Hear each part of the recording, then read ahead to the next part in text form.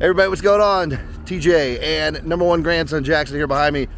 It is race day in Indianapolis. We're so excited. By the way, you're watching Judy and TJ's Midlife Adventures. Now, you may be asking, TJ, it's Judy and TJ's Midlife Adventures, but all I see is you. Now, this is true. We have been, Judy has been to 20 of these and ish, give or take, and decided not to come this year. So Jackson and I are walking from my mother's home, my childhood home, and it's just to get to the Speedway property is probably only a mile and a half, 2 miles maybe. Our seat's a little further away than that, but it is quite the visual spectacle, to say the very least, as we walk by the CocaCola Field and all the other people that are making their way to the race. It's 8:30-ish on Sunday morning. So let's go probably with a stop I got to make to drop some stuff off at my sister's house, who lives along the way. Probably about an hour and a half walk, but we're going to bring you some of it here, just the highlights on video here. So did I miss anything? Pretty much got it all. All right, very good. So all right, here you go. Check this out. This is race day, walking to the Indianapolis Motor Speedway from Speedway Indiana 2022.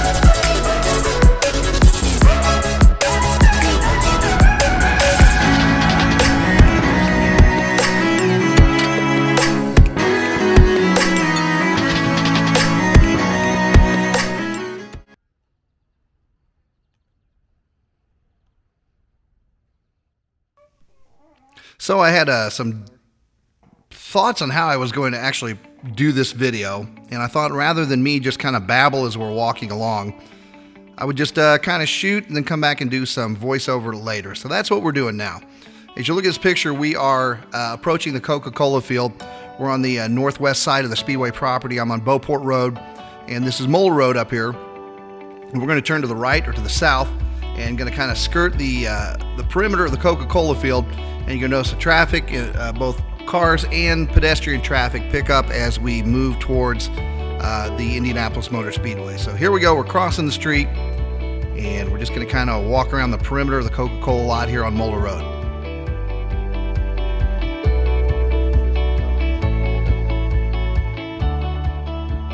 This is West 26th Street. We are now headed to the east, and we are approaching what will eventually become Lynnhurst. It's a natural bend in this road and just becomes Lynnhurst. But this is probably the least densely populated part of the CocaCola Field. Those trees you see there in the background behind the motorhomes, those line a creek that's kind of a natural barrier. And this is kind of where the, well, I don't want to say overflow, but it's probably represents maybe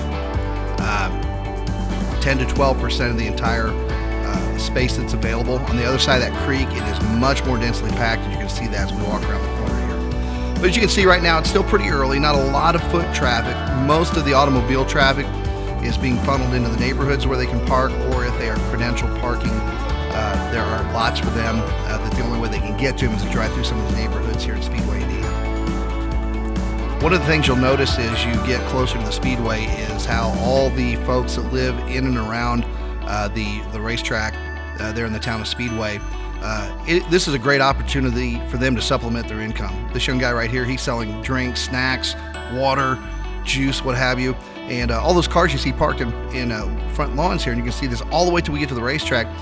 These are people who are paying anywhere from $20 to $50. The closer you get to the track, the more expensive it gets. But this race day is just such a huge boom to the economy, to the people that live in and around the racetrack. It's really cool.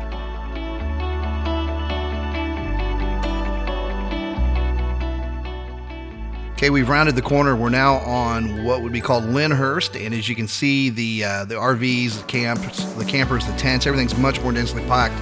You also see the traffic is starting to back up. The intersection up there where that light is going to be 25th Street, which dead ends into the fourth turn of the Speedway if you go left, which is the way we're going to be going. To the right of that, Speedway High School. They used to park cars there, but for whatever reason they don't any longer. But a lot of these people you see here, they haven't been to bed in the better part of a day. Some of those folks have been there since the Thursday before the race. This video is taken on Sunday, which is the actual race day. And yeah, they're having a good time, and they may or may not remember what they did. I've always attended the race since 1973, so pretty much my entire life. I'm always fascinated by what people who don't go to the race do. You saw somebody riding by there on their bicycle. Chances are better not, that was just a local Speedway resident that was just out doing some people watching and enjoying the spectacle of 350-some thousand people trying to make their way to the Speedway. You see these folks here are turning in. They may or may not have parking passes. Many of them are just going to park, as I mentioned, in some of the neighborhood front lawns. My sister, who has one of the bigger lots on her street, as we get around the corner here, you'll see it, used to make a nice little chunk of change parking cars. Right now they're parking cars up the street that is not for the CocaCola Field. The CocaCola Field, I think the minimum there, if you just stay one night, is $100. But down at the end of the street is the fourth turn of the Speedway, so you're super close. And a lot of folks here, you know, this is their vacation. This is their kind of the 3 or 4 day weekend they take to kick off their summer, and they've got some pretty elaborate setups.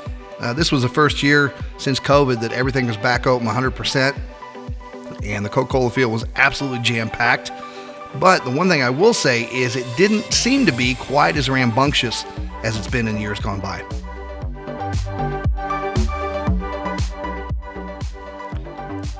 This I found very interesting and a little disturbing. A pool with no filter, no pool chemicals. I'm not sure I would get in that or not. One thing I do like to bring up is the folks that sleep in those tents. May weather in Indianapolis is as unpredictable as it gets.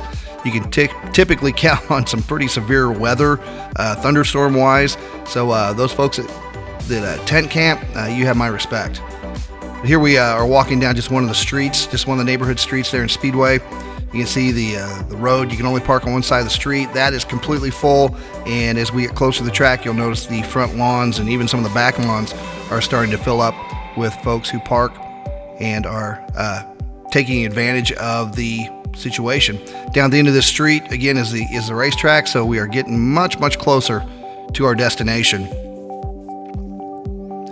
Jackson figured it out on his phone. It is almost to the T, 2.5 miles from my mother's driveway to our seats, which just so happens to be the length of a lap around the Indianapolis Motor Speedway. There was Jackson poking around the corner. These guys right here, the unsung heroes of the month of May in and around Speedway.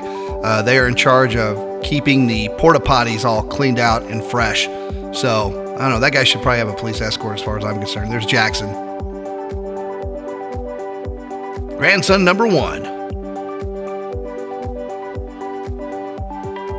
In my opinion, the only way to do this event is in a motorhome, to where you can kind of bring all your own stuff with you and have your own kind of little humble abode wherever you happen to be.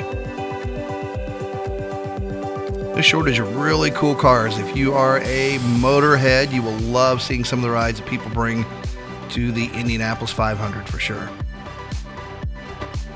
All right, we finally reached the end of McCrae Street. This is Georgetown Road, and that right there is the fourth turn, which fades into the front straightaway at the Indianapolis Motor Speedway. Now, Georgetown Road for many, many years had traffic on it. After 9/11 and some reconfiguring of 16th Street, Georgetown Road roundabout, they ended up shutting this down to through traffic. Now, you can still get down through here, especially if you want to go to the Legion, the 500 Legion, which is right down here, the American Legion, that is. But you can't go all the way through anymore, which was interesting because the night before, this is all pedestrian traffic anyway, just people partying, having a good time. But again, this is about 8:50 in the morning, so the real big crowd hadn't really quite moved in yet, which was fine with me. On our video we'll post where we're exiting the Speedway, you can see it is just shoulder to shoulder.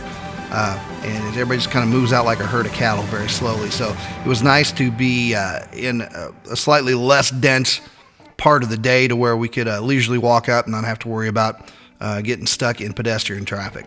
But we are outside of the Speedway. Those folks to the left there on the other side of the fence, they are inside. They've already had their ticket scanned, and we are about to do that here in just a second.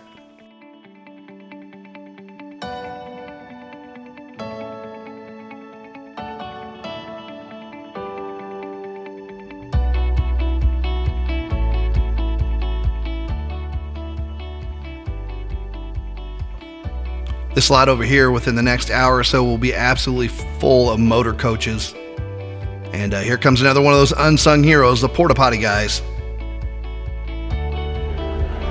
All right, we just made it through the gate. Didn't want to do the security thing on camera. People are kind of funny about that. But we are now inside the gate of the Speedway, and we've got probably another third of a mile or so to walk to get down to our seat. So let's get hopping.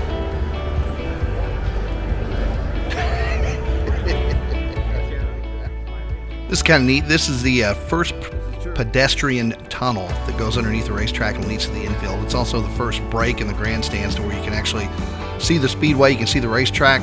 That is the very entrance to pit road there on the left where the suites start. And we're walking by another gate here. You can see some of the, I believe those are airmen, the United States Air Force. Some folks here, they help out.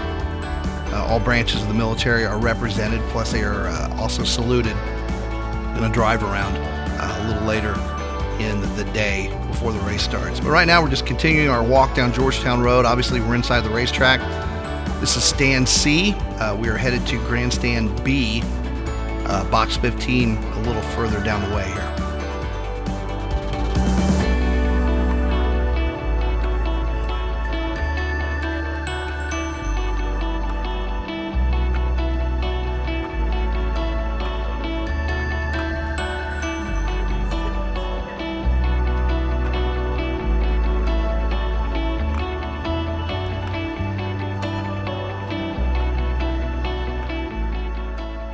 And there you have it. We made our way to box 15. Our seats are a little bit higher than where I'm standing right now, but this is just such a great shot. I wanted to share it with you. This is still several hours before the race, people milling around the track, and cars aren't even out on the grid yet. But I'm going to show you a little bit of what the view looks like during racing action, and we'll wrap it up.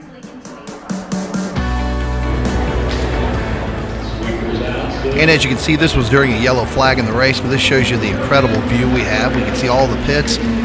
Almost all the front straightaway except for a couple of obstructions where the big giant poles are, but that's okay. They're easy to look around. Hey, appreciate you watching. If you like the content, be sure to subscribe and be sure to check out part 2 where we leave the race and we battle this crowd all the way back to our home. Thanks again for watching, everybody, and we appreciate your support. Take care.